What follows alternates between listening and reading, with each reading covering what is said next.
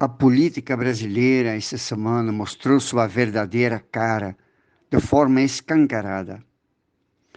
Com apoio tácito ou explícito de órgãos oficiais, estes orientados pelo ocupante da cadeira presidencial e seus lacaios,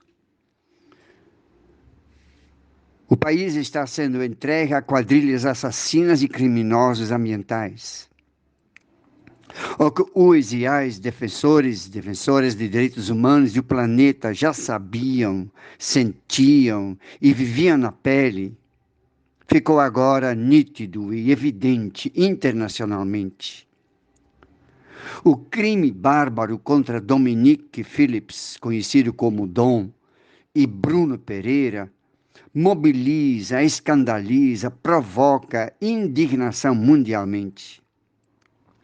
Várias entidades, organizações, órgãos de imprensa, articulações expressaram seus sentimentos de revolta e de inconformidade.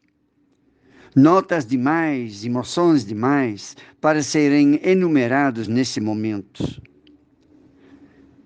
Mas destacam-se as fortes reações das organizações indígenas, que tinham com Bruno e Dom íntimos laços de amizade. Foram, aliás, os indígenas que fizeram o maior trabalho investigativo para encontrar os suspeitos, o local de embarque, os pertences e, finalmente, a cova rasa dos restos mortais de Bruno e Dom. As instituições fizeram de tudo para atrasar as investigações. E enquanto a Polícia Federal se expressa em encerrar o caso, afirmando não ter mandantes, os indígenas contrariam a posição da Polícia Federal. E junto com muitas entidades e organismos, até estrangeiros, exigem uma apuração isenta, aprofundada. Parece que os órgãos governamentais estão fazendo o jogo dos criminosos, que estão assumindo o controle da Amazônia. Narcotraficantes, garimpeiros ilegais, madeireiros, pescadores predatórios, traficantes de animais silvestres e outros. É um dos legados que o atual governo irá deixar para a posteridade. Que seja o próximo governo, que sejam as futuras gerações de brasileiros. Infelizmente, não será o único legado negativo para a população. Com a cumplicidade do Congresso, o governo está acabando com a educação pública. Apesar dos reitores das universidades federais serem indicados pelo presidente da República, dentro de listas tríplices ou fora deles, estes agora se veem colocados diante de uma realidade complicada, com os cortes nos seus orçamentos que afetam não apenas as despesas correntes, como o pagamento de energia, mas, sobretudo, comprometem o prosseguimento de importantes pesquisas. A redução no orçamento supera R$ 1 bilhão. Nunca devemos esquecer que a irmã de Paulo Guedes, Elizabeth, está ligada ao lobby das universidades particulares. Apesar de agora ela também se queixar que o governo não prioriza a educação. O subfinanciamento dos cuidados à saúde está sendo tratado no processo de conferência sobre a saúde mental, ainda em curso. Embora a etapa nacional está previsto acontecer em novembro deste ano, organizado pelo Conselho Nacional de Saúde, não há nenhuma sinalização de que realmente acontecerá, por falta de recursos. O Ministério não está nem aí para debater a política com a sociedade. Pelo contrário, autoritariamente, através de uma simples portaria 596 deste ano de 2022, o Ministério acabou com as determinações mais modernas e mundialmente adotadas para o tratamento de pessoas com distúrbios mentais. O governo pretende voltar a internar as pessoas em manicômios, prática abandonada por governos anteriores desde os anos 1990, por serem associais e ineficazes. Para 2023, está prevista a realização da 17ª Conferência Nacional de Saúde, também hoje ameaçada. A expectativa é de que o novo governo, para o próximo ano, volte a discutir com a sociedade a política de saúde e reveja a forma, por exemplo, de financiamento da saúde primária, hoje feita através do programa Previne Brasil, cuja implantação foi atrasada por causa da pandemia. Mas a partir deste ano, esta forma de financiamento está novamente sendo implementado, com redução de recursos para os municípios em comparação com os anos anteriores, quando o financiamento era feito através do Programa de Atenção Básica, o PAB fixo, o PAB variável e outros formatos de transferência de recursos federais para os fundos municipais de saúde.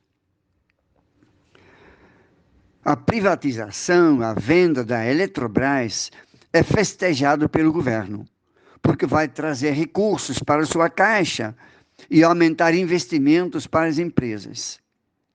Mas é um engodo, uma mentira grosseira apresentada à população, de que a privatização reduzirá o preço da energia. Aliás, foi este o argumento utilizado para a privatização do serviço de telefonia, para a quebra do monopólio estatal e a definição de tarifas acima dos índices de inflação.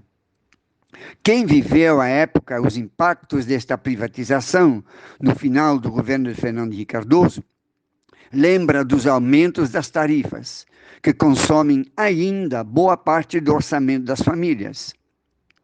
Para ter acesso à telecomunicação hoje, é preciso uma boa conexão na internet e um aparelho que também não saem baratos. Em 1995, a tarifa residencial média no Brasil era de R$ 76,00 por megawatt-hora.